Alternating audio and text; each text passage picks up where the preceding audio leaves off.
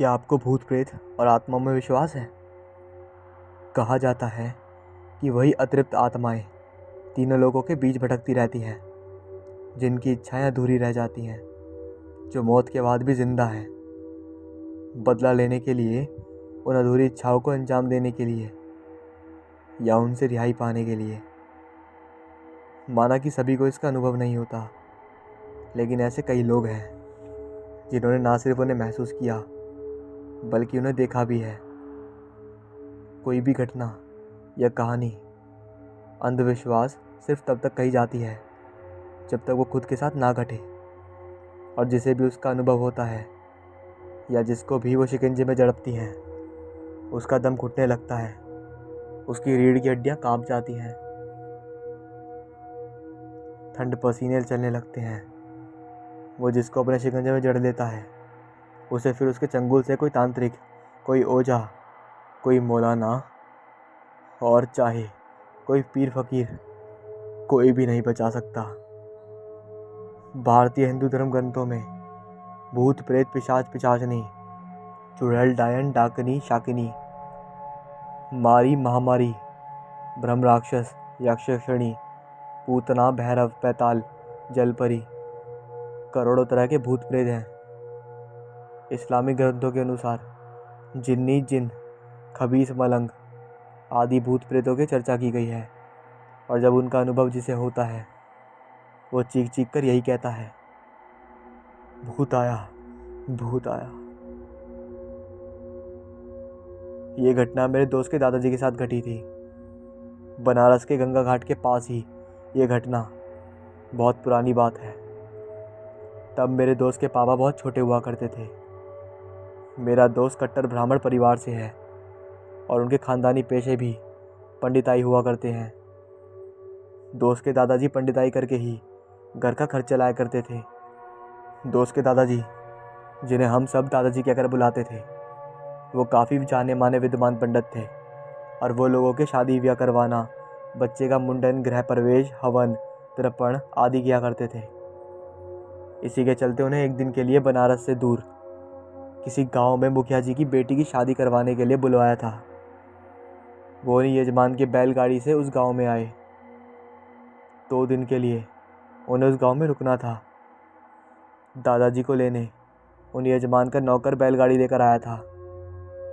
दादाजी सुबह तड़के ही उस बैलगाड़ी में चले गए और पूरा दिन का लंबा सफ़र तय करके रात 8 बजे के करीब उस गांव में पहुंचे थे। वहां गांव में यजमान के ढेर सारे रिश्तेदार पहले ही आ चुके थे। सबके भोजन पानी का बढ़िया इंतज़ाम था। बड़े बड़े पंडाल पूरे गांव में लगे थे। हलवाई बैठाए गए थे। उस रात तो दादाजी ने भरपेट पकवान मिठाई खाई और लंबी तान कर आराम से अपने बिस्तर लगाए और उस पर सो गए। लंबे सफ़र की थकावट तो होती थी, इसलिए वो गहरी नींद में सो गए। सुबह तड़के ही उठकर दादाजी ने और यजमान ने परिवार सहित विवाह की तैयारियां शुरू कर दी। दादाजी ने विवाह होम हवन के लिए जो जो सामग्री लगनी थी वह सब यजमान को लिस्ट बता दिए और खुद स्नान ध्यान कर श्री भगवान जी की चौकी और हवन कुंड बनाने में लग गए। फिर चाय नाश्ते का दौर चला और दोपहर भोजन बाद दूल्हा भी उस गांव बारात लेकर पहुंच गया। हिंदू धर्म के अनुसार वैदिक पद्धति से विवाह होना था, पर वैदिक पद्धति से विवाह देर रात से शुरू किए गए थे या किए जाते हैं। रात भोज और चाय नाश्ता बाद करीब रात 1:30 बजे विवाह विधि शुरू किया गया था। वैदिक विवाह देर रात को शुरू होकर सुबह 4 बजे तक संपन्न हो जाते हैं। उसके बाद दुल्हन की विदाई का कार्यक्रम होता है। तो बहुत अच्छे से विवाह संपन्न हुआ और 4:30 बजे दुल्हन की विदाई करके दादाजी ने यजमान से कहा कि अब उन्हें वापस अपने बनारस वाले घर जाना चाहिए। लेकिन उन्हीं यजमान के एक मित्र ने आग्रह किया कि पंडित जी, आप अभी हमारे गांव आइए, क्योंकि आप अभी अच्छे से घूमे नहीं हैं, और अगर आप हमारे गांव आए ही हैं तो लगते हाथों हमारे नए मकान की श्री सत्यनारायण और गृह प्रवेश पूजा भी करवा दीजिए। दादाजी ने भी सोचा हाँ यार, अब बार बार इतनी दूर कहाँ आऊँगा। चलो लगे हाथों ये काम भी कर लेते हैं। एक पंथ दो काज होंगे तो आमदनी भी दुगनी हो जाएगी। यही सोचकर दादाजी ने एक दिन और ठहरना तय किया और उनसे कह दिए कि दोपहर तक पूजन संपन्न होने के बाद उन्हें बनारस वापस पहुंचा दिया जाए और उसके लिए उन्हें बैलगाड़ी का इंतज़ाम करवाने को कहा। वह यजमान खुशी से इसके लिए राजी हो गए और दादाजी ने शाम 4 बजे गृह प्रवेश और सत्यनारायण जी की पूजा पूर्ण कर दी और भोजन पकवान खाया। तब तक उनकी दक्षिणा के रूप में अनाज के बोरे और फल मिठाई रुपए सब कुछ उनके सामने रख दिए गए और उस यजमान ने बैलगाड़ी भी चढ़वा दी। दादाजी सबको आशीर्वाद देकर बैलगाड़ी में बैठे और बड़ी खुशी अपने घर वापस के लिए रवाना हुए। गाड़ीवान गांव खेत जंगल से होते हुए दादाजी को आराम से बनारस की ओर ले जा रहा था। वो लोग उस गांव से शाम 5 बजे निकल गए थे। दादाजी का अंदाज़ा शुरू से ही था कि शाम ढलते ढलते वो लोग गांव से निकलकर पक्की सड़क तक पहुंच जाएंगे, क्योंकि उसके बाद का सफ़र सीधा सीधा रास्ता ही था, वो भी पूरी तरह बनारस तक।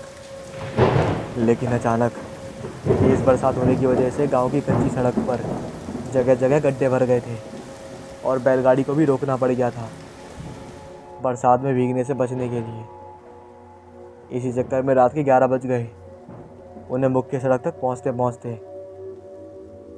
मुख्य सड़क के आने के बाद गाड़ीवान और दादाजी को भूख लग आई तो उन्होंने यजमान के घर में डिब्बे में पैक करके दिया हुआ स्वादिष्ट खाना खाया और सुराही में रखा ठंडा ठंडा पानी पिया। तब तक बैलों को भी आसपास हरी घास चरने के लिए गाड़ी से खोलकर पेड़ के साथ बांध दिया। फिर करीब रात 11:15 बजे वो लोग वहाँ से आगे बढ़ गए। रात के 12:30 बजे तक वो लोग मुख्य सड़क तक पहुँच गए थे। उस वक्त मुख्य सड़क भी कच्ची मिट्टी और छोटी गली नुमा रास्तों से भरी हुई थी। दादाजी जंगल और खेत पार कर चुके थे, लेकिन उस मुख्य सड़क पर भी कोई लैंप पोस्ट यानी बिजली के खंभे नहीं थे। इसलिए गाड़ीवान ने बैलगाड़ी में रखे एक और लालटेन को जलाया और दादाजी को देते हुए बोला, पंडित जी, आगे मेरे पास एक लालटेन तो जल रही है, लेकिन आपको पीछे बैठे डर न लगे, इसलिए आप भी ये लालटेन रख लीजिए।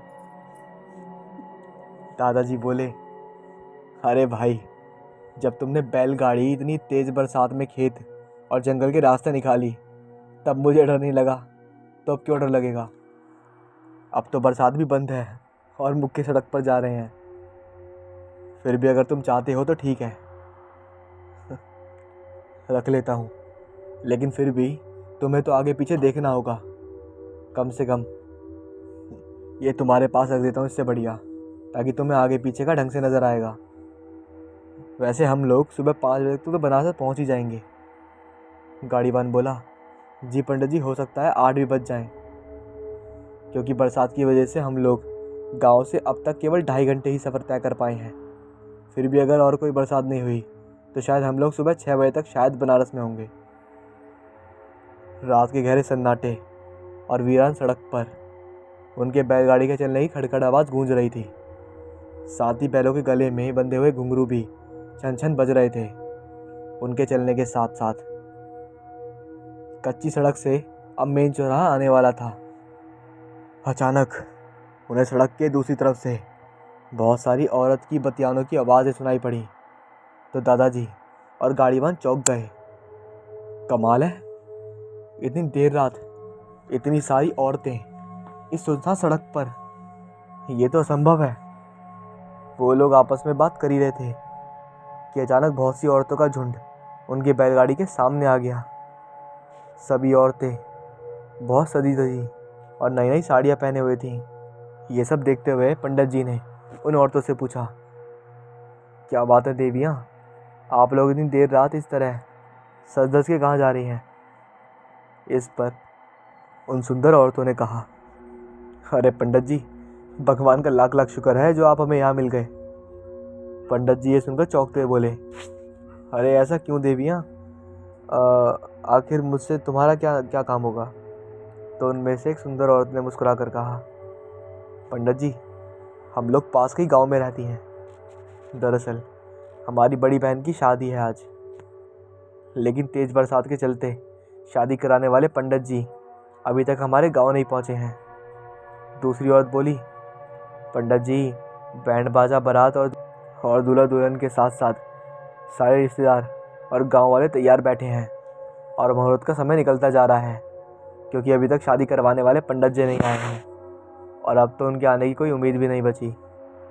फिर सब औरतों ने एक स्वर में बोला, पंडित जी, अगर आपकी मेहरबानी हो तो आप हमारे साथ गांव चलकर बिटिया की शादी करवा दीजिए। बदले में आपको 3 गुना दक्षिणा मिलेगी। अगर आज रात शादी नहीं हो पाई तो फिर बहुत दिनों तक कोई योग नहीं है शादी के लिए। तिगुनी दक्षिणा के बारे में सुनकर पंडित जी बहुत खुश हो गए और सोचे कि चलो लगे हाथों ये शादी भी करवा ही देते हैं। बदले में ढेर सारा धन मिलेगा तो फिर काफ़ी दिनों तक बैठकर मज़े से खाऊंगा। दूसरा काम मिलने तक कोई झंझट ही नहीं होगा। यही सोचकर पंडित जी तुरंत मान गए और गाड़ीवान से बोले, भैया तुम ऐसा करो, तुम वापस अपने गांव लौट जाओ। मैं इन देवियों के साथ इनके गांव जाता हूँ। इनकी बिटिया की शादी करवा कर इनके ही गांव से दूसरे बैलगाड़ी में मैं अपने घर चला जाऊँगा। ये सुनकर उन औरतों ने भी हामी भरी और बोली, हाँ गाड़ीवान भैया, तुम ये सारा सामान जो पंडित जी को दक्षिणा में मिला है वह एक गठरी हम सभी औरतों के सर पर रखवा दो।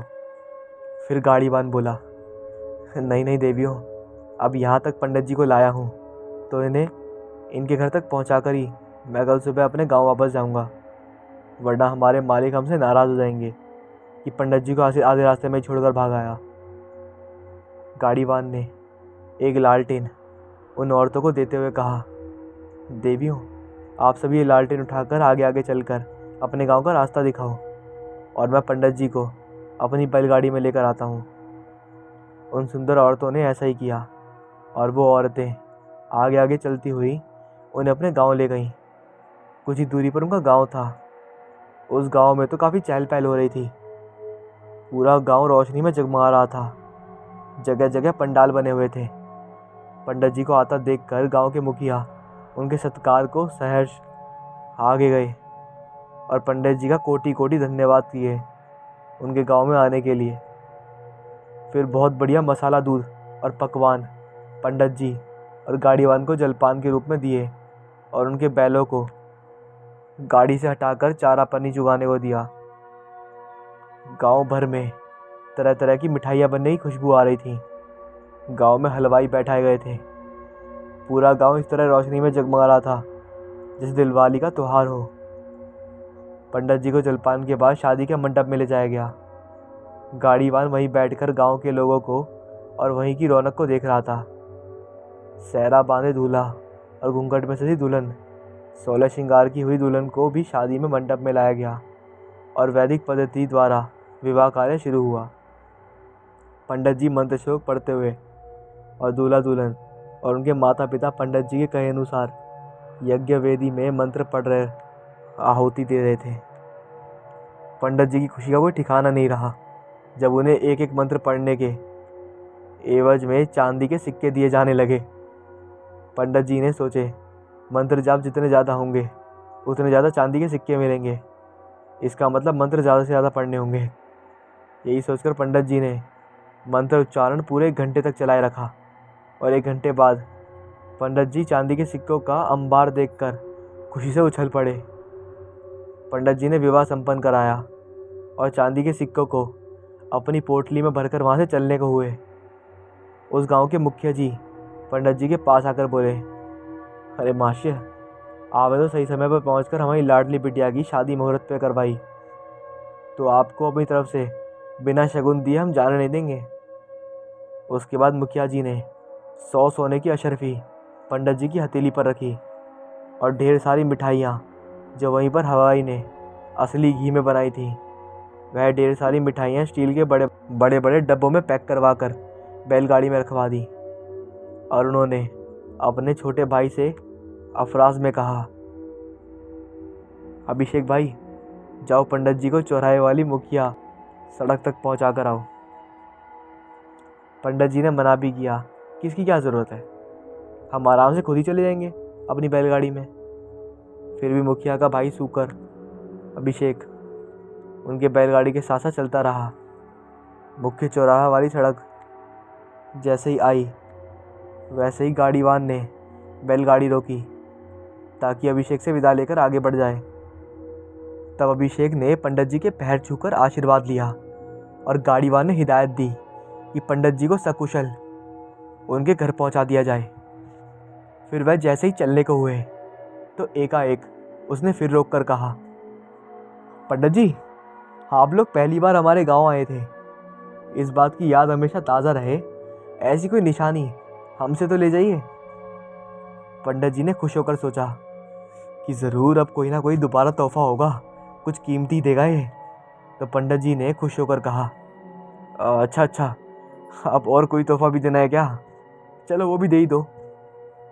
पंडित जी का इतना कहना ही था कि पल में उस अभिषेक का होलिया एक भयानक शैतान जैसा बन गया और उसने अपने नुकीले नाखून पंडित जी की आंखों में घुसे डाले। पंडित जी की आंखों की पुतली बाहर निकलकर लटक गई और आंखों के गड्ढों से भर भर कर खून के फव्वारे उड़ने लगे और गाड़ीवान का हाथ उस शैतान ने पूरी ताकत से ऐसे मरोड़ा कि गाड़ीवान का उल्टा हाथ टूटकर लटक गया। गाड़ीवान ने आओ देखा ना ताओ जल्दी से पंडित जी को खींचकर बैलगाड़ी में बैठाया और बैलों को इतनी जोर से चाबुक बरसाए कि बैलगाड़ी सर पर दौड़ने लगी।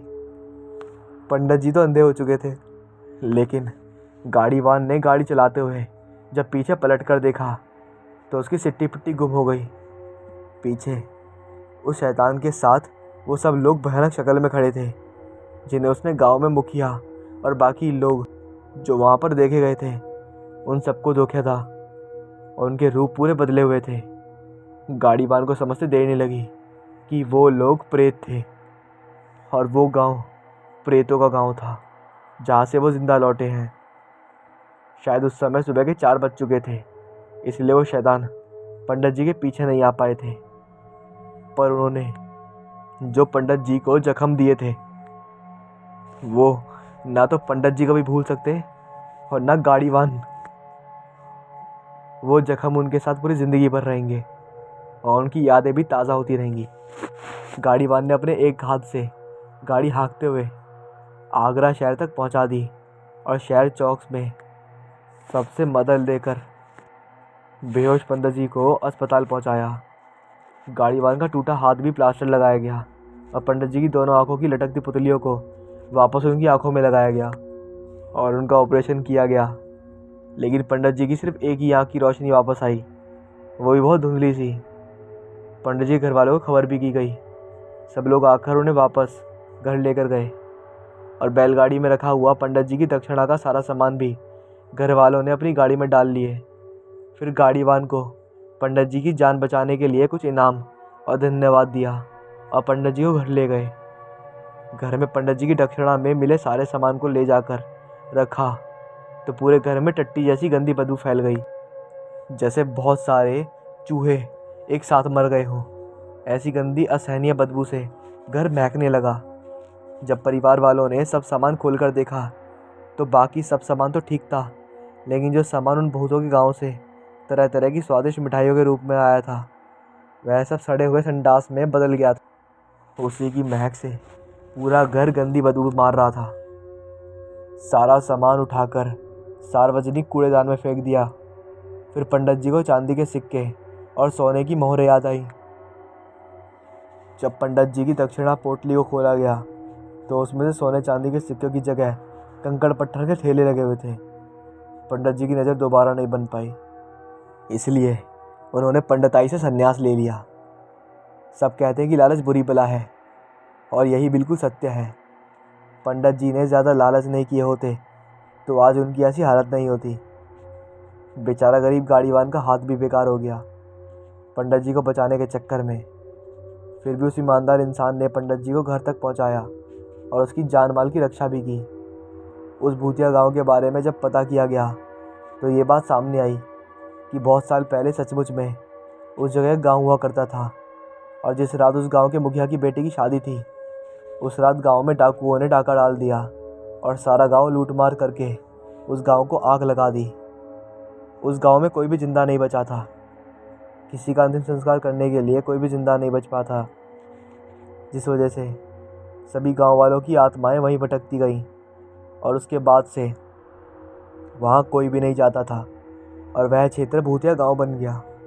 आज भी उस तरफ कोई नहीं जाता।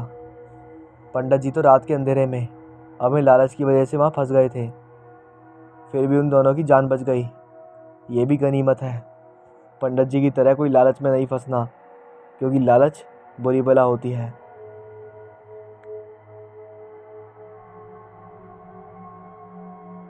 मैं डॉक्टर राजेश शर्मा। हाल ही में मैंने साहित्य में पीएचडी किया है। उस घटना के बाद जैसे सब कुछ बदल गया। मैं पिछले 9 सालों से साइकोलॉजिस्ट की सलाह ले रहा हूँ। कुछ घटनाएं ऐसी होती हैं आपकी ज़िंदगी में जिसे आप कभी नहीं भूल सकते। ऐसी ये घटना मेरे साथ भी थी। ये उस रात की बात है जो रात आज भी मुझे काली नागिन बन के डसती है। ये एक बहुत खतरनाक रात थी। ये लगभग 11 साल पहले की बात है। मैं अपने कमरे में बैठा था और शनिवार की शाम थी। मेरे पास कोई काम नहीं था। उतने में मेरे दोस्त मुकेश का कॉल आया। उसने मुझसे कहा, हेलो, हाँ हाँ राजेश, अरे भाई जल्दी आ, करण की बर्थडे पार्टी है और उसने हमें भी इनवाइट करा है। तो मैंने सोचा कि तेरे से पूछ लूँ। इसके बाद मैंने उससे पूछा, राजीव और अंकित आ रहे हैं क्या? उसने जवाब दिया, हाँ भाई आ रहे हैं। तो मैंने कहा कि चलो मैं भी चलता हूँ। ये कहकर मैंने फ़ोन रख दिया और मैं पार्टी के लिए रेडी होने लगा। पार्टी करीब 11 बजे की थी, इसलिए मैं 10:30 बजे घर से निकल गया। मैं वहाँ समय पर ही पहुँचा, लगभग 11 बजे के आसपास। वहाँ बहुत सारे दोस्त आए थे। वह बहुत बढ़िया पार्टी थी। हमने इतना एंजॉय करा कि हमें समय का पता ही नहीं लगा। पार्टी में अंकित और राजीव ने काफ़ी सारी ड्रिंक कर ली थी, तो मैंने सोचा कि उन तीनों को घर छोड़ देता हूँ, फिर मैं घर चला जाऊँगा। तो हम 4 पार्टी में से निकल गए। हम चारों ही पार्टी को करीब 1 बजे के आसपास छोड़ के निकल चुके थे, लेकिन हमें रास्ते में कोई रिक्शा वाला या टैक्सी नहीं मिल रही थी। तो हम थोड़ा आगे चले, फिर भी कोई रिक्शा या टैक्सी नहीं मिली। तो मैंने सोचा कि कैब कर लेते हैं, और फिर मैंने कैब बुक कर दी। हम कैब के लिए वेट कर ही रहे थे। पूरी सड़क एकदम सुनसान थी, दूर दूर तक कोई नज़र नहीं आ रहा था। मैंने आसपास बैठने के लिए जगह ढूंढी, लेकिन कहीं पर भी जगह ना मिलने की वजह से मैं दूर दूर तक अपनी नज़रें गड़ाने लगा। तो मुझे पास में ही 2 दुकानों के बीच एक छोटी सी जगह मिली, जहाँ पर भी एक दुकान थी। वह दुकान बहुत अजीब थी, मानो बहुत पुरानी हो। मैं वहाँ अपने दोनों दोस्तों के साथ वहाँ पर पहुँचा तो मैंने देखा उस दुकान का बोर्ड बहुत अजीब सा था। उस दुकान के बोर्ड के 2 आखिरी सिरे पर 2 अजीब से मुख बने हुए थे, और उन मुख पर सींग बने हुए थे, मानो कोई शैतान का मुख हो। बता दूं, रात गहरी होने की वजह से आसपास की सभी दुकानें बंद हो चुकी थी, लेकिन फिर भी इसे हैरानी कहो या हमारी तेज दृष्टि, हमें उस दुकान के अंदर हल्की हल्की बत्ती जलती हुई दिखी। और जब हमने बोर्ड ढंग से पढ़ा तो उस बोर्ड पर लिखा था, Black Devil Lemonado and Cold Drinks. मतलब उस दुकान का नाम Black Devil Lemonado and Cold Drinks शायद ये था। और वह दुकान नींबू पानी और कोल्ड ड्रिंक की थी, और वहाँ पर अंदर बैठने की भी जगह थी। मैंने दुकान के बाहर खड़े होकर आवाज़ लगाई, कोई है अंदर? इतने में एक बूढ़े से दिखने वाले एक महाशय बाहर आए। उन्हें देखकर मुझे कुछ अजीब सा एहसास हो रहा था। वे कुछ अजीब से थे। उन्होंने एक फटी पुरानी चद्दर ओढ़ी थी और चादर के नीचे के कपड़े ठीक से ढके नहीं थे, सिर्फ चादर ही दिख रही थी। उनका चेहरा कुछ अजीब सा था। उनके चेहरे पर एक अजीब सी कशिश थी। उनके चेहरे की लाली ऐसी थी मानो कोई जिंदा इंसान ना हो। मैंने उनसे पूछा, क्या हम अंदर बैठ सकते हैं? वो हमारी कैब अभी थोड़ी देर में आती होगी। तो उन्होंने एक बड़ी सी भारी और अजीब आवाज़ में कहा, हाँ हाँ अंदर आ जाओ बेटा। फिर हम अंदर बैठ गए। थोड़ी देर बाद उन्होंने हमसे पूछा, कुछ लोगे क्या? पीने को, खाने को, कुछ भी? उतने में मुझे ख्याल आया और मैं मेरे मन में बोला कि राजीव, अंकित और हिमांशु को तो नींबू पानी पिला देता हूँ, जिससे उनका हैंगओवर थोड़ा कम हो जाएगा। तो मैं उनसे कहा कि अंकल 3 नींबू पानी दे दीजिए। मैं इतना कहते ही वो नींबू पानी बनाने चले गए।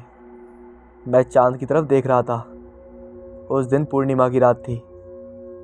चांद बहुत चमक रहा था। मैं चांद को बस देख ही रहा था कि मुझे मेरी परछाई नहीं दिख रही थी। मुझे देखकर कुछ याद आया कि जब भी मैं छुट्टियों में नानी के घर जाता था, तब मेरी नानी मुझे भूत की कहानियाँ सुनाया करती थी। वह कहती कि जिसकी परछाई न दिखे वह भूत होते हैं। मुझे मेरी आंखों पर शक हुआ कि कहीं ये भ्रम तो नहीं। इसलिए मैं चेक करने के लिए धीरे से खड़ा हो गया और मैं धीरे से चलकर थोड़ा पास गया। और मैंने जो देखा उसे देखकर मेरा दिल मेरे गले में आ गया। मैंने देखा कि वह जो नींबू निचोड़ रहे थे, उसमें से नींबू के रस की जगह गहरे लाल रंग का खून निकल रहा था। जैसे ही मैंने वो देखा, उतने में ही वह मेरी तरफ यानी कि पीछे घूम गए। फिर मैंने जो नज़ारा देखा वो तो मैं आज तक भूल ही नहीं सका। वह दृश्य आज तक मेरे सपनों में आता है। मैंने देखा कि उनका चेहरा और पूरा शरीर ऐसा हो गया था मानो इस दुनिया के बाहर का प्राणी हो। उनके चेहरे पर ये आंखें और नाक गायब हो गए थे और उनके कान बहुत ही बड़े हो गए थे और उनकी वह बहुत अजीब सी हंसी बहुत डरावनी थी। उनके वह नुकीले दांत, जिससे कुछ दांत टेढ़े मेढ़े और छोटे छोटे थे। ये देखकर मैं बहुत डर गया और मेरे दोस्तों को कुछ पता ही नहीं था कि ये क्या हो रहा है, क्योंकि वह शराब के नशे में थे। मैं दौड़कर मेरे दोस्तों के पास गया। मैं मेरे दोस्तों को वहाँ से उठा ही रहा था कि इतने में वह अजीब सा प्राणी पास आने लगा। मैंने बहुत कोशिश की कि मैं मेरे दोस्तों को लेकर भाग सकूं, लेकिन वह शराब के नशे में थे, इसलिए मैं उन्हें बचाकर भाग नहीं पाया। फिर मैं वहाँ से बहुत तेज़ी से भागा और मैं दुकान के बाहर ही भाग रहा था कि मैं बीच में आए पत्थर की वजह से सीधा नीचे गिर गया।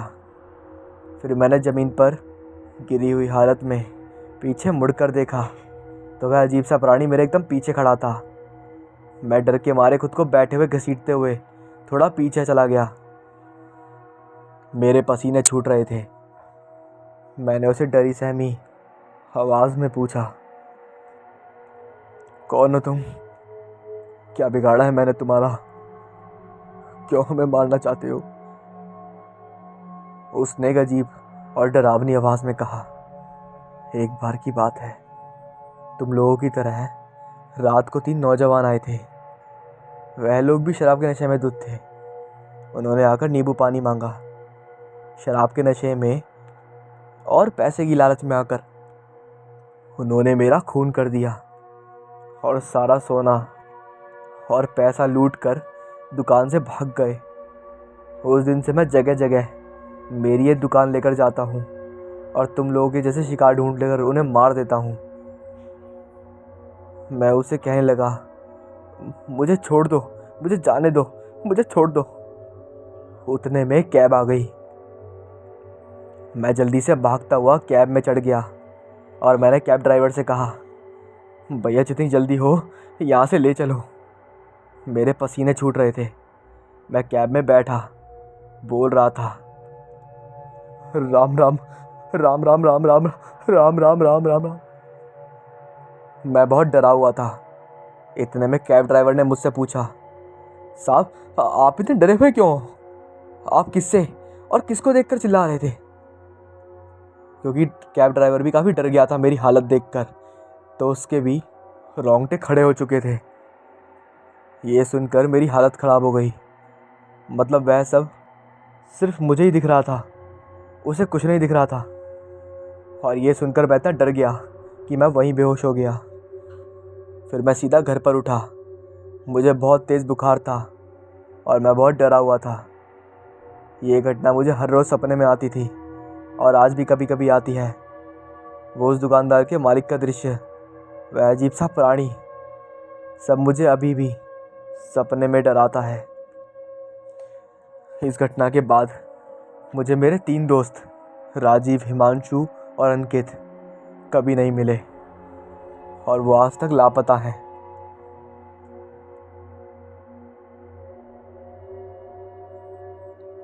दिलबाग भाई पहली बार अपने ससुराल गए। वहाँ उनके पड़ोस वाले घर में एक आदमी राजीव रहता था। राजीव ने अपने घर में तरह तरह के छोटे बड़े जानवर और पक्षी पाल रखे थे, या यूं कहे कि उसका घर चलता फिरता चिड़ियाघर था। जानवर और परिंदे भी इतने कि गिनती करनी भी मुश्किल थी।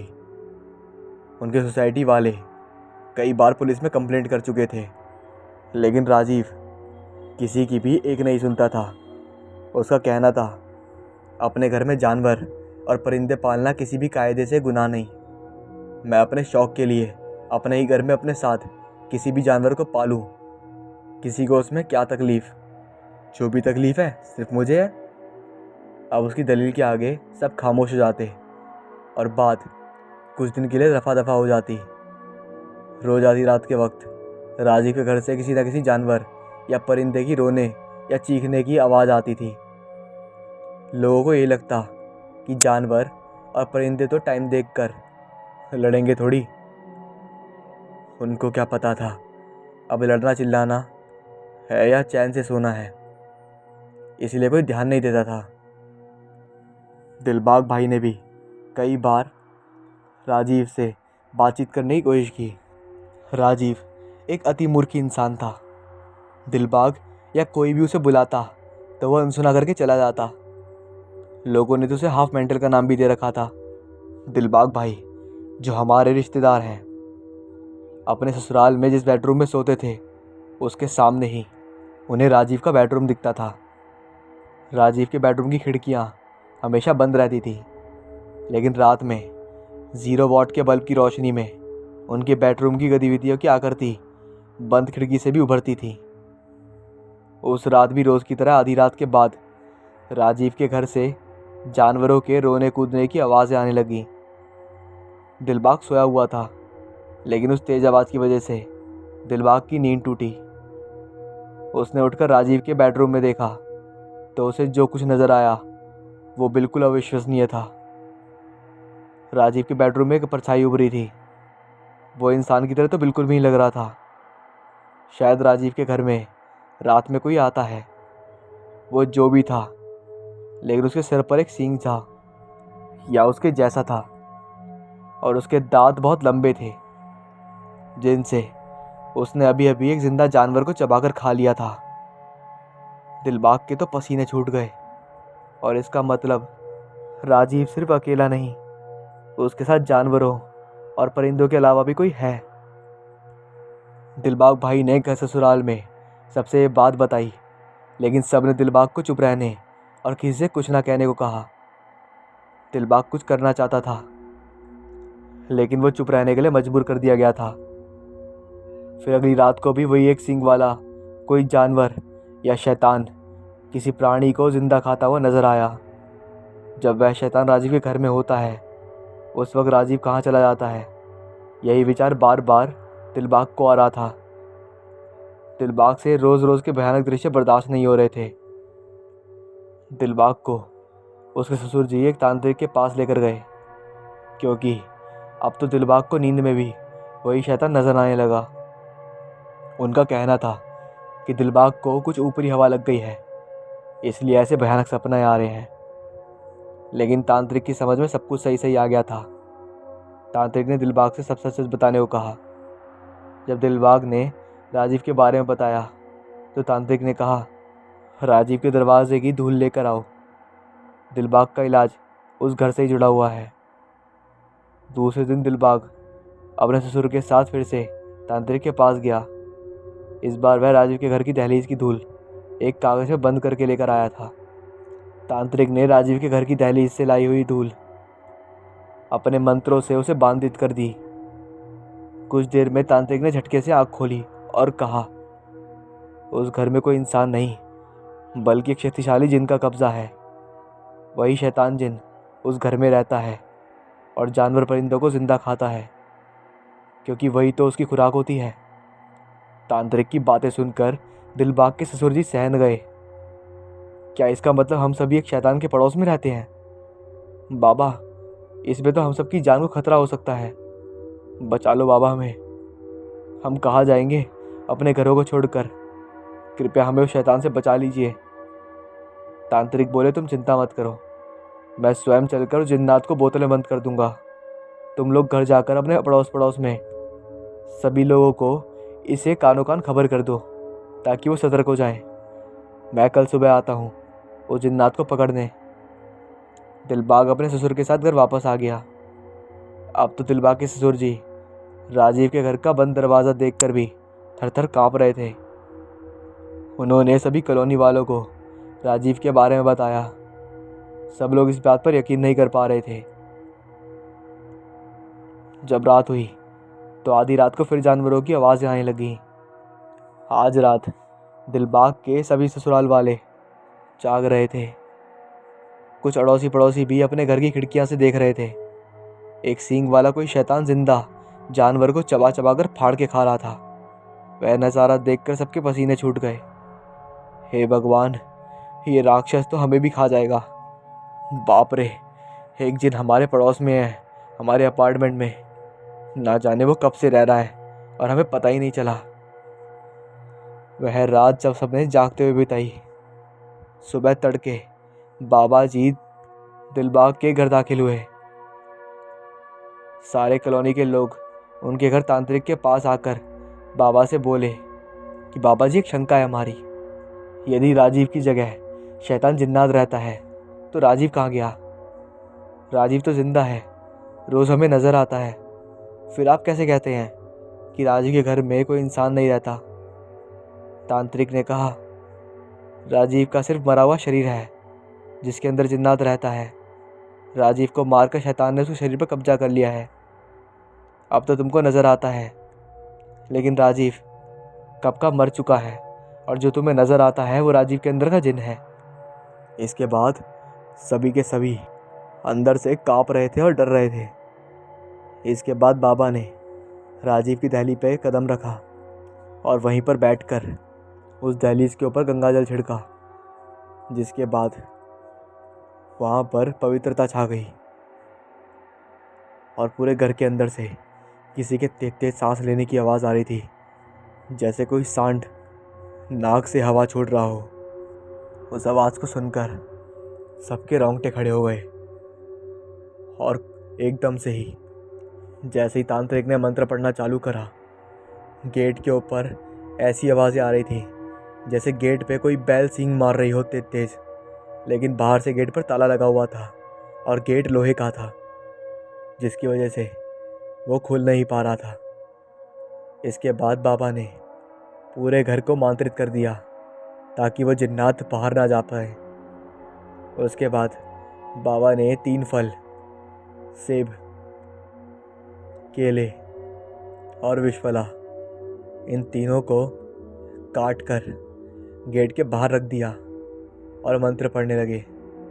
और जैसे ही तांत्रिक ने मंत्र पढ़ना चालू करा, उन तीनों फलों पर लाल रंग का कुछ पदार्थ छा गया और पता लगाने में देर न लगी, वो खून था। उसके बाद बाबा ने एक बड़ी सी बोतल गेट के पास रखी और फिर बोलने लगे, अगर तू बचना चाहता है और आज़ादी चाहता है तो सीधा इस बोतल में आ जा, वरना तुझे तैनरी की ताश-पट्टी बन दूंगा, जिसके बाद ताश-पट्टी से तेरा अंत हो जाएगा और फिर तू कभी भी जी नहीं पाएगा। अब तू खुद सोच ले, दिन दिन रात पछताएगा तू उसमें। अब तेरी मर्जी, तू प्यार से आना चाहे तो आ जा, वरना मैं ज़बरदस्ती ला दूंगा। इसके बाद जिन्नात उससे अपनी जान की भीख मांगने लगा, लेकिन तांत्रिक ने मना कर दिया। उसके बाद जब वो जिन्नात आखिरी बार सबके सामने आया तो सबके रोंगटे खड़े हो गए। वो इतना डरावना था कि किसी का भी अगर मजबूत दिल हो तो वो भी फट जाए। लेकिन इसके बाद वो उस बोतल में समा गया और बाबा उस बोतल को लेकर सबको अलविदा कहकर अपने तंत्र विद्या के स्थान पे पहुँचे और वहाँ उन्होंने बोतल को रखकर बोला, हे कौर।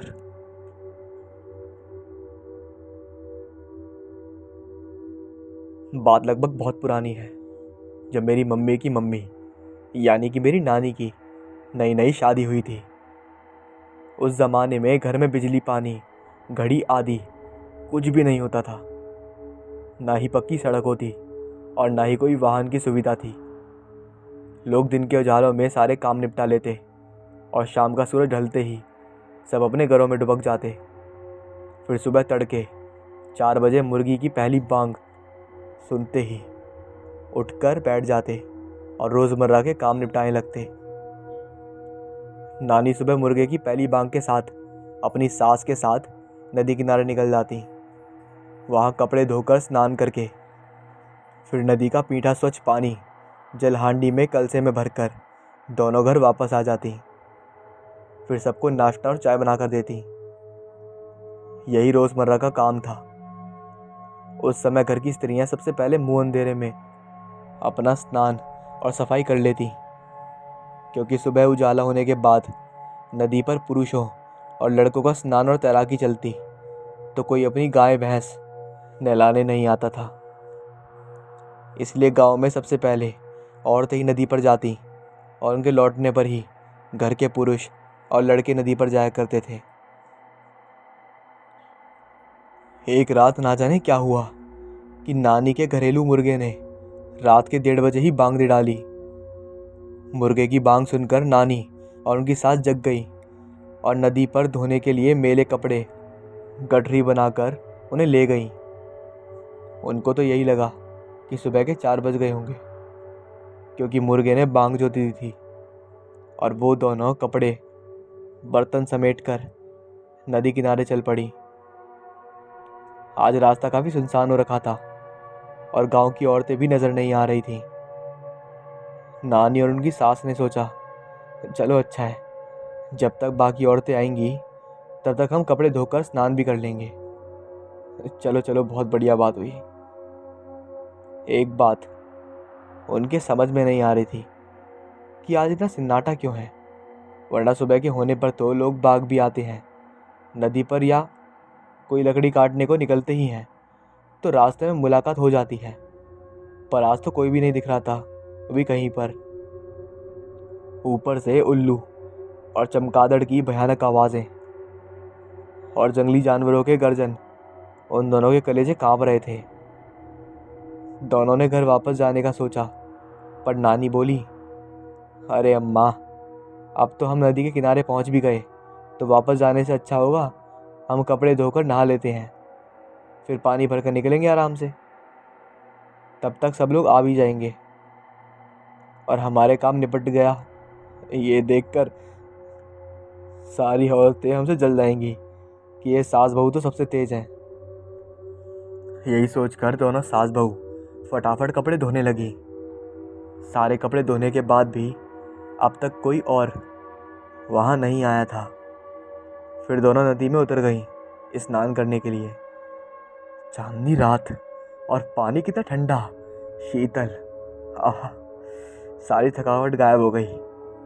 दोनों सास बहू ने काफ़ी देर तक नदी के शीतल पानी में नहाए, फिर भी उन्हें सिवाय जंगली जानवरों की आवाज़ों के अलावा और कुछ सुनाई ना दिया, ना कोई नज़र आया। नहाने के बाद दोनों ने घर से लाए हुए सूखे वस्त्र पहने और गीले वस्त्र ढो डाले। अरे बहू कमाल है, हमारा सारा काम निपट भी गया, बस अब पानी भरकर घर चलना है। पर कोई अब तक नज़र क्यों नहीं आ रहा?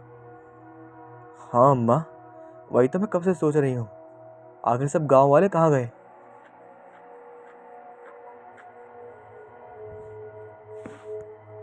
मेरी नानी और उनकी सास ने अपने पहने हुए कपड़े नहाने के बाद धो लिए। अभी वो कपड़े धोकर निचोड़ी रही थी कि उनको नदी के पानी में बुड़बुड़ाहट महसूस हुई। नानी और उनकी सास का ध्यान उस आवाज़ की तरफ गया तो दोनों ही हक्की बक्की रह गईं। नदी के पानी में जो बुड़बुड़ होकर उबाल आ रहा था, उसमें से एक औरत लाल साड़ी पहनी और दुल्हन की तरह सोले श्रृंगार की हुई नदी में से निकली। उसके हाथ में पीतल की थाली थी। उस थाली में नारियल, हार, फूल, सिंदूर और कुछ मिठाई के साथ फल भी थे। वह औरत नदी के ठीक बीचों बीच ऐसे चल रही थी जैसे वो ज़मीन पर चल रही हो। नानी की सास ने उसे आवाज़ लगाई, और छोरी, नदी के पानी में मत जाइयो, बीच पानी घड़ा गहरा सा। पर उस औरत को जैसे उनकी आवाज़ सुनाई नहीं दी थी। अरे ये कौन है? हमारे गांव में तो इन दिनों फ़िलहाल किसी की कोई नई शादी हुई नहीं थी, फिर ये छोरी किधर से आ गई? नानी और उनकी सास ने कई बार उस दुल्हन को पुकारा, पर वो नदी के बीचों बीच जाकर खड़ी हुई, अपनी थाली से एक एक चीज़ उठाकर नदी में डालने लगी। फिर बेल का एक पत्ता, या यूं कह लो एक बहुत बड़ी बेल, नानी की सास के पैरों की तरफ आई, जिसमें नानी की सास का पैर बंद गया और वो एकदम खींची चली गई, पानी में अंदर जा रही थी। तभी नानी ने उनका हाथ पकड़ा और वो उसे खींच रही थी। फिर इतने में रामू अंकल आए, जो बगीचे में सोते थे। वो आते ही उन्होंने भी मेरी मदद करवाई। इसके बाद रामू अंकल ने भी वहाँ देखा तो उन्हें कोई दिखाई नहीं दिया।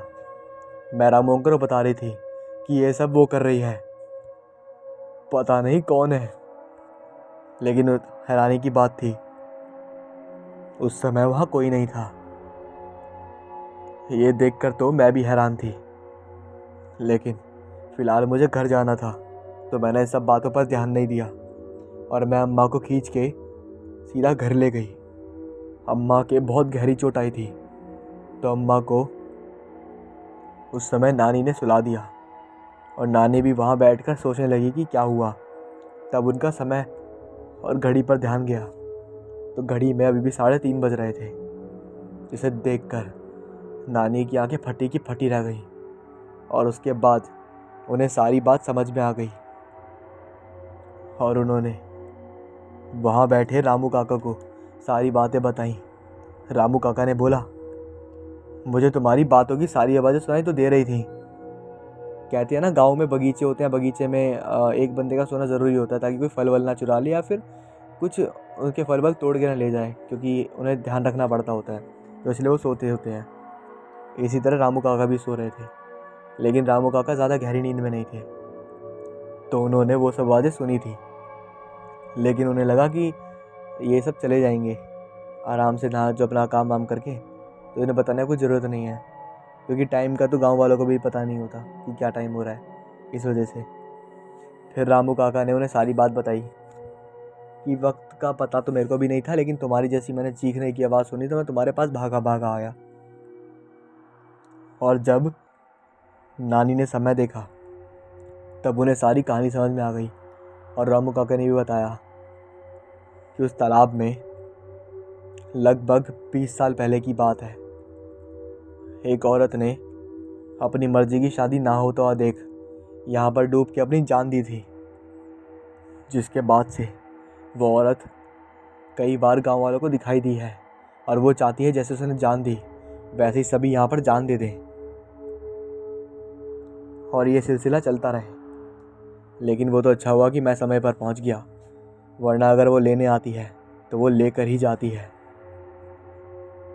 ये सुनने के बाद हमारा ध्यान बहुत खट्टा हुआ और हमारे रोंगटे भी खड़े हो गए।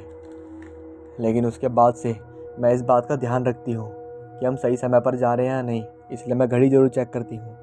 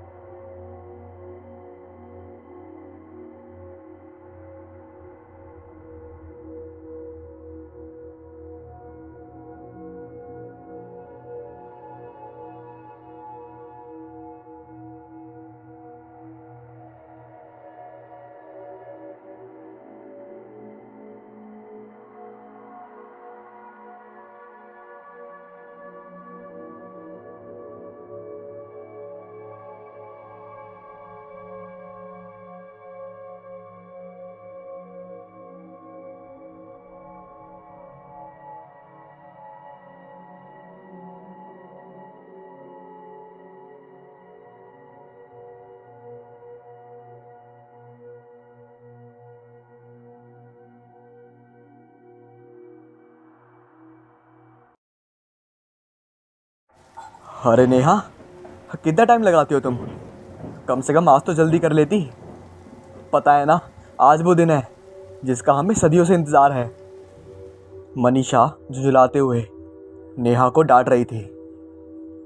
अरे यार, तुम तो जानती हो कि मैं कितनी भी कोशिश कर लूँ मुझसे जल्दी नहीं उठा जाता। नेहा ने आँख घुमाते हुए कहा। अच्छा, अब जल्दी चल, वरना बस निकल जाएगी और हम इस साल भी ट्रिप का मज़ा नहीं ले पाएंगे। मनीषा ने नेहा की स्कूटी पर बैठते हुए कहा। नेहा और मनीषा दोनों बचपन की सहेलियाँ थीं जो साथ ही कॉलेज में पढ़ती थीं। दोनों पॉलिटिकल के तीसरे वर्ष में थीं। आज उनका ट्रिप एक जंगल में जा रहा था जहाँ पर उन्हें कुछ पौधों के रिसर्च करनी थी। थैंक गॉड बस नहीं निकली यार, वरना मैं तुझे जान से मार डालती। मनीषा के ऐसा कहने पर नेहा खिलखिलाते हुए हंस पड़ती है। बस स्टार्ट हो जाती है और साथ ही बच्चों की हुटिंग भी शुरू हो जाती है। बस अपने रास्ते पर चल पड़ती है और कुछ देर बाद बारिश की बौछारों के साथ मौसम बहुत ठंडा हो जाता है। बस में ऊंची आवाज़ में सॉन्ग चल रहे हैं और बच्चे उन गानों पर थिरक रहे हैं। मनीषा भी इन सब में शामिल थी, लेकिन नेहा अपने कानों में ईयरफोन लगा के मेलोडियस सॉन्ग सुन रही है और खिड़की के बाहर की प्रकृति का आनंद ले रही थी। लगभग 4 घंटे बाद एक रेस्टोरेंट के सामने बस रुकती है और प्रोफेसर द्वारा अनाउंसमेंट होती है कि जिसने फ्रेश होना है और खाना खाना है वो अब खा सकता है, क्योंकि उसके बाद बस अपनी मंजिल पे ही रुकेगी। सभी बच्चे बस से नीचे उतर जाते हैं और रेस्टोरेंट की तरफ बढ़ते हैं।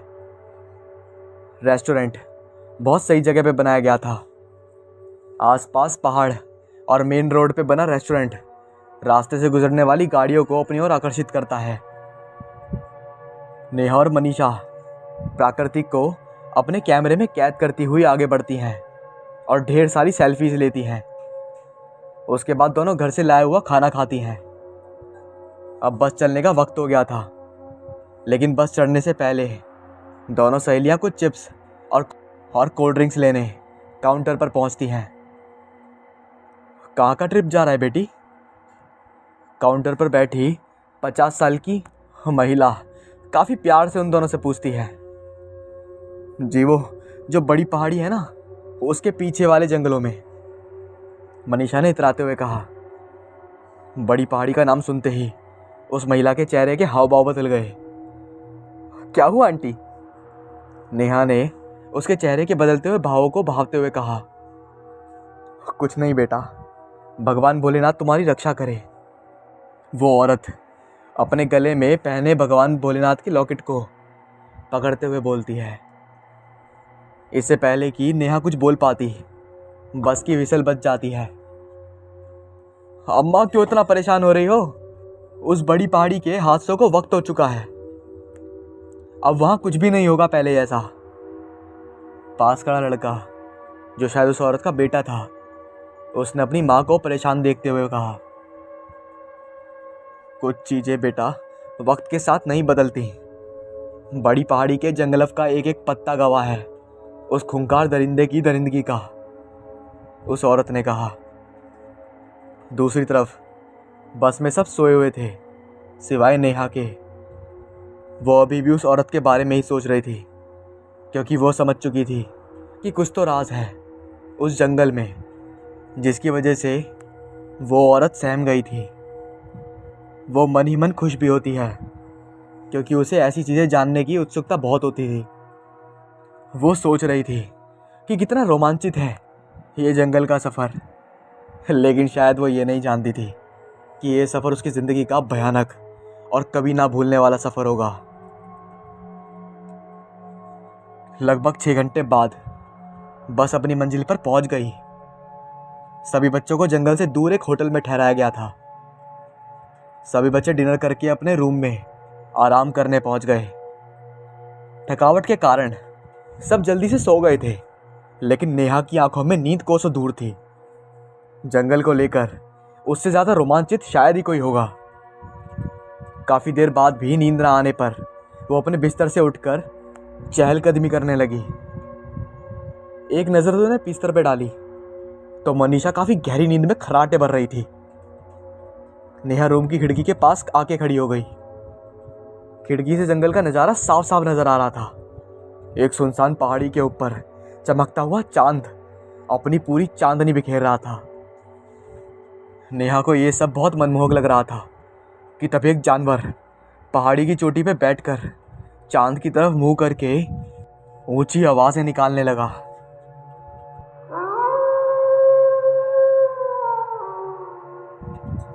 वो शायद भेड़िया था। देखते ही देखते वो एक 8 फुट लंबे आदमी में बदल गया और वहां से भाग गया। इतना लंबा आदमी नेहा ने अपनी ज़िंदगी में पहले कभी नहीं देखा था। ये सब देखकर वो बहुत डर गई और झट से अपने बिस्तर पे जाके लेट गई। सुबह 7 बजे। नेहा, अब तो जल्दी उठ जा यार, ये घर नहीं है तेरा। मनीषा उसे झकझोरते हुए उठा रही थी। नेहा एक जोरदार चीख मार के उठ के बैठ जाती है। मनीषा ने कहा, क्या हुआ? नेहा ने कहा, कल मैंने कुछ अजीब देखा, और इसके साथ ही वो पूरा वाकया उसे सुना देती है।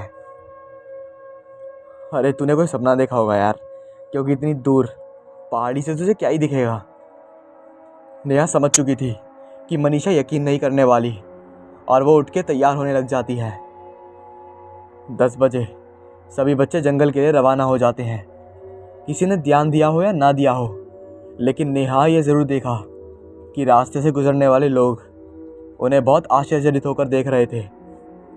लगभग आधे घंटे बाद बस जंगल में पहुंच गई और अध्यापकों ने बच्चों को ज़रूरी हिदायतें देकर 4 ग्रुप में बांट दिया। मनीषा और नेहा एक ही ग्रुप में थी। सभी बच्चे जगह जगह से पौधे और फूलों को कैमरे में कैद कर रहे थे और कुछ विशेष बातें एक नोटबुक में नोट कर रहे थे। अपने काम में मग्न होकर नेहा ना जाने कब अपने ग्रुप से बिछड़ गई और रास्ता भटक गई। सुनसान जंगल जिसमें रोशनी भी ठीक ठाक नहीं आ रही थी और ऊपर से सन्नाटा। नेहा के हाथ पैर फूंकने लगे कि तभी, यहाँ अकेले क्या कर रहे हो? एक लड़के की आवाज़ सुनकर नेहा की चीख निकल गई। नेहा ने पीछे मुड़कर देखा तो एक सुंदर और सुडौल व्यक्तित्व वाला लड़का वहाँ पर खड़ा था, जो कि वेशभूषा से जंगल का ही रहने वाला लगता था। नेहा ने घबराते हुए कहा, वो मैं रास्ता भटक गई। लड़के ने कहा, चलो मैं तुम्हें छोड़ देता हूँ, ये जंगल बहुत खतरनाक है, यहाँ तुम्हें अकेले नहीं आना चाहिए। जी मेरा नाम नेहा है, मैं सत्यदेवी कॉलेज में बोटैनिकल की छात्रा हूँ। यहाँ मैं फूलों पर शोध करने आई थी और रास्ता भटक गई। नेहा ने एक सांस में ही अपना परिचय दे दिया। ये जंगल अजीब अजीब जानवरों से भरा हुआ है। यहाँ ऐसे ऐसे जानवर हैं जिसे देखकर तुम हैरान रह जाओगी। ये सुनकर नेहा को रात वाली घटना याद आ गई और वो बुरी तरह से सिहर जाती है। लो, तुम्हारी मंजिल आ गई। नेहा ने देखा कि उसके सभी दोस्त परेशान से खड़े हैं। मनीषा ने कहा, कहाँ चली गई थी? हम कितना डर गए थे। नेहा ने कहा, वो मैं रास्ता भटक गई थी और इन्होंने मुझे यहाँ तक पहुँचाया। मनीषा ने कहा, किन्होंने? यहाँ तो कोई भी नहीं है तुम्हारे अलावा। नेहा पलटकर पीछे देखती है तो वहाँ कोई भी नहीं होता। नेहा ने कहा, अरे यहीं तो था। तभी मनीषा ने उसे बीच में काटते हुए कहा, नेहा अब जल्दी चल, वरना प्रोफेसर से क्लास लग जाएगी। और सभी वापस बस के पास जाने लगते हैं। बस में जाते हुए भी नेहा उस लड़के के बारे में ही सोचती रही कि आखिर वो लड़का कहाँ गया, मेरे साथ ही तो आया था। मनीषा भाप जाती है कि नेहा कुछ परेशान सी है। मनीषा बोलती है, क्या सोच रही है नेहा? नेहा ने बताया, यार उसी लड़के के बारे में जो मुझे छोड़कर गया था, वरना इतने घने जंगल में मैं इतनी जल्दी वापस नहीं आ सकती थी। मनीषा ने कहा, अरे यार तू भी ना, ये जंगली लोग बहुत फुर्तीले होते हैं, एकदम से चला गया होगा कहीं, और वैसे भी ये लोग आम लोगों के सामने कम ही आते हैं। नेहा को उसकी बातों में कुछ तसल्ली सी हुई। सभी लोग होटल में आके खाना खा के और हंसी मजाक करते हुए सोने चले जाते हैं। अब रात को नेहा को फिर से नींद नहीं आ रही है और इधर उधर चहलकदमी करने लगती है। नेहा वापस उसी खिड़की के पास आके खड़ी हो जाती है। यहाँ से उसे बड़ी पहाड़ी का पूरा नज़ारा साफ साफ दिख रहा था। वो मनीषा को जगाने के लिए पीछे मुड़ती है, लेकिन वो तो घोड़े बेचकर सो रही थी। उसे जगाने का विचार मन से त्याग कर वो दोबारा से उसी पहाड़ी की ओर ध्यान से देखने लग जाती है। आज भी चांद अपनी चांदनी बिखेर रहा था उस पहाड़ी पर कि तभी एक जानवर उस पहाड़ी पर आया और चांद की तरफ मुंह करके ऊंची ऊंची आवाज़ें निकालने लगा। और कुछ ही देर में वो एक विकराल दानव के जैसा बन गया। उसके पूरे शरीर पर बाल थे और मुंह पे खून लगा था। न जाने कैसे नेहा ये सब इतनी दूर से भी साफ साफ देख पा रही थी। तभी उसे एक मदहोश करने वाली सुगंध आई कि नेहा सम्मोहित हो होटल से बाहर चली जाती है। जब उसका सम्मोहन टूटता है तो वो उसी काली पहाड़ी पर होती है। यहाँ पर कोई अनुष्ठान हो रहा होता है। लोग आग जलाकर अजीब सी भाषा में बुदबुदा रहे थे और आग के इर्द गिर्द चक्कर लगा रहे थे। नेहा ये सब देखकर स्तब्ध थी। वो ये सब छुपकर देखना शुरू कर देती है कि तभी वो सभी लोग चांद की तरफ मुंह करके ऊंची ऊंची आवाज़ें निकालना शुरू कर देते हैं और देखते ही देखते वो सब एक भयानक वेयरवुल्फ में बदल जाते हैं।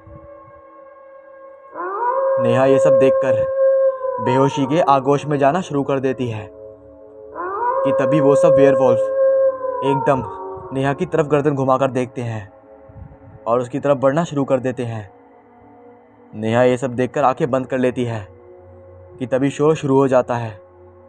वो आँख खोलकर देखती है तो एक बहुत हट्टा कट्टा भूरे रंग का 8 फुट का वेयरवुल्फ बाकी वेयरवुल्फ से लड़ रहा है।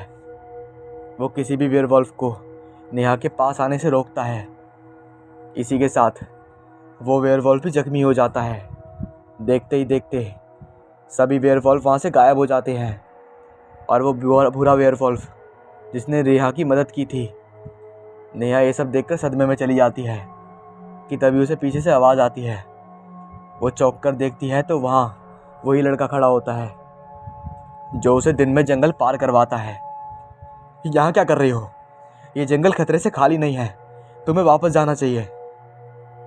नेहा कहती है, मुझे नहीं पता मैं यहाँ कैसे आई, मुझे वापस जाने का रास्ता भी मालूम नहीं है।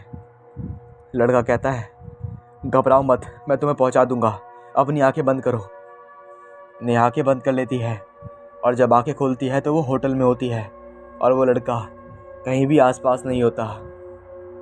नेहा के दिमाग पर अब डर हावी होता था और वो सीधे जाकर अपने बिस्तर पर लेट जाती है।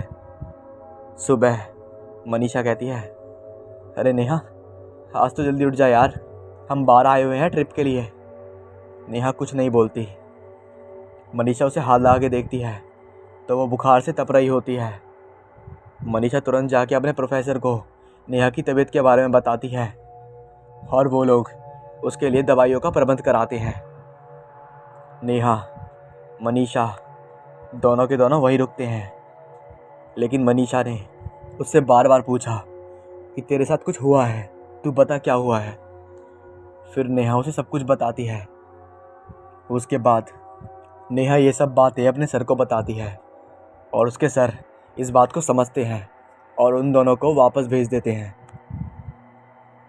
लेकिन उसके बाद वहाँ पर क्या हुआ और वो लड़का कौन था और ये सब क्या हो रहा था, ये सब आज तक उन दोनों को पता नहीं लगा। लेकिन नेहा आज भी उस बात को नहीं भूल पाती और दवाई लेने के बाद वो बेशक ठीक तो हो गई, लेकिन वेयरवुल्फ का जो रात का उसका वो बुरा सपना, हाँ बुरा सपना, वो उसे बुरा सपना ही कहती है, उसे वो आज तक कभी भूल नहीं पाई। और आज भी उसके बारे में सोचते ही उसके रोंगटे खड़े हो जाते हैं।